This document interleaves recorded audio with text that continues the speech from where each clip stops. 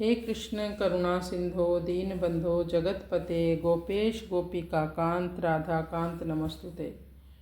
श्री राधा माधव की जय। श्रीमद् भगवद गीता की जय। श्रीमद् भगवद गीता का अध्याय 5 और श्लोक संख्या 25 का भी हम पाठ करेंगे। इस श्लोक में ब्रह्म निर्वाण की प्राप्ति कैसे होती है उसके बारे में बताया है।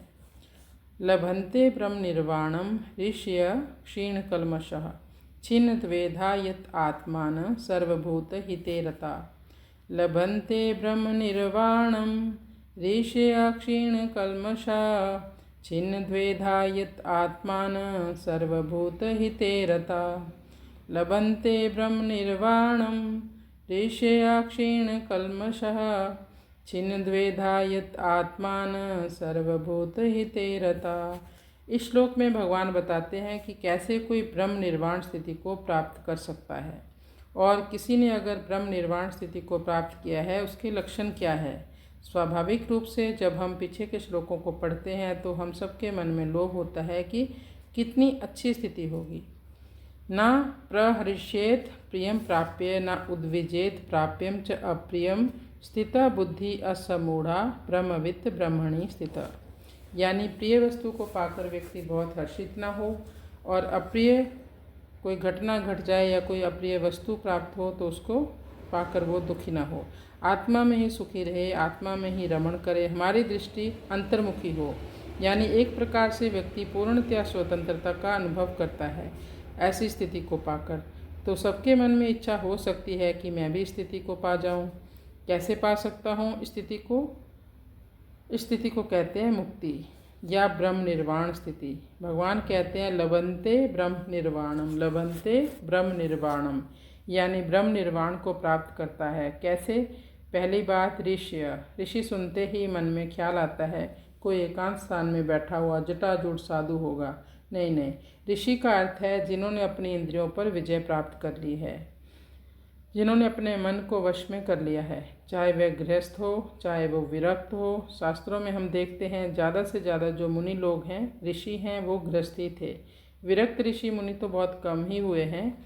ऐसे अध्यात्मवादी जो घर गृहस्थी में रहते थे पर उनकी चेतना परमात्मा के नाम, परमात्मा के धाम, परमात्मा के संकीर्तन, उनके चरणों में ही लगी रहती थी, वो ऋषि है। दूसरा है क्षीण कल्मषः, पाप करने की जो उसकी वासना है उसे कल्मष कहते हैं। जिस अध्यात्मवादी के हृदय में पाप करने की वासना मिट चुकी है वो है क्षीण कल्मषः। तीसरी बात छिन्न द्वेधा, जीवन में सब प्रकार के द्वंद्व छिन्न हो गए हैं, जिसके सारे संशय मिट चुके हैं जिसके। चौथी बात यत आत्मान मीन्स जिसने अपने मन को पूर्णतया वश में कर लिया है, जिसने आत्म साक्षात्कार कर लिया है। सुनने में ये सब कितना कठिन लग रहा है, लेकिन डरने की बात नहीं है, क्योंकि भक्ति करने से मुक्ति उसकी मुट्ठी में आ जाती है। लेकिन कोई व्यक्ति अगर स्वतंत्र होकर ब्रह्म निर्वाण पाना चाहता है तो उसे ये सब कार्य करने होंगे। कौन से कार्य? उसे अपने इंद्रिय, अपने मन को नियंत्रित करना होगा, पापों से, वासनाओं से मुक्त होने का प्रयास करना होगा, हर प्रकार के संशय समाप्त करने पड़ेंगे, उसके लिए ज्ञान अर्जित करना होगा। बाद में सर्वभूत हिते रता, सभी प्राणियों की सेवा करनी होगी। तो ऐसे व्यक्ति ब्रह्म निर्वाण की स्थिति को प्राप्त कर लेते हैं। ब्रह्म निर्वाण की स्थिति भी अध्यात्म की ऊंची अवस्था है। और 5वें अध्याय के 18वें श्लोक में भगवान ने कहा था पंडितः समदर्शिना, जो ज्ञानी है उनकी दृष्टि सम हो जाती है, संसार में द्वैत भाव से वो प्रभावित नहीं होते। विद्या विनय संपन्ने ब्रह्मणे गविहस्तिनी शुनि चैव स्वपाके च पंडितः समदर्शिना।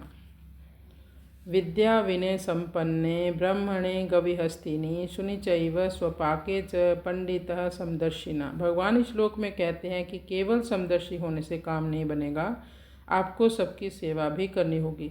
कोई है, सब ठीक है, सबको समान भाव से देखता है, सब में प्रभु का दर्शन भी करता है। यदि सब में भगवान का दर्शन करता है तो सेवा भी करनी होगी उनकी।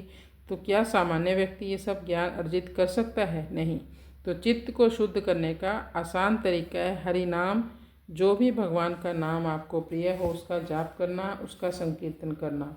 और कलयुग के अवतार चैतन्य महाप्रभु जी ने सबको शुद्ध होने के लिए विधि बताई थी, वो है हरे नाम हरे नाम केवलम कलो नास्ते विनास्ते गतिरन्यथा। तो यदि कोई व्यक्ति भगवान के नाम का जाप करता है तो समस्त प्रकार के वो पापों से मुक्त हो जाता है और आत्म साक्षात्कार तो उसे हो ही जाता है। साथ ही साथ भगवत उपलब्धि भी उसे होने लगती है, वो भगवान का दर्शन करने लगता है। मद भक्ति, भगवान श्री कृष्ण कहते हैं मेरी भक्ति। कैसी भक्ति? पराभक्ति, शुद्ध भक्ति। मद भक्ति लभते पराम। तो ये सब हमें करना होगा तो हम शुद्ध भक्त बन सकते हैं। इसी जीवन में रहकर, गृहस्थ में हो चाहे विरक्त में हो, भगवान को पाने का आसान तरीका है हरे नाम केवलम कलो नास्ते विनास्ते गतिरन्यथा। कृष्णाय वासुदेवाय हरे परमात्मने प्रणतक्लेशनाशाय गोविंदाय नमो नमः। श्री श्री राधा माधव की जय। श्रीमद् भगवद गीता की जय।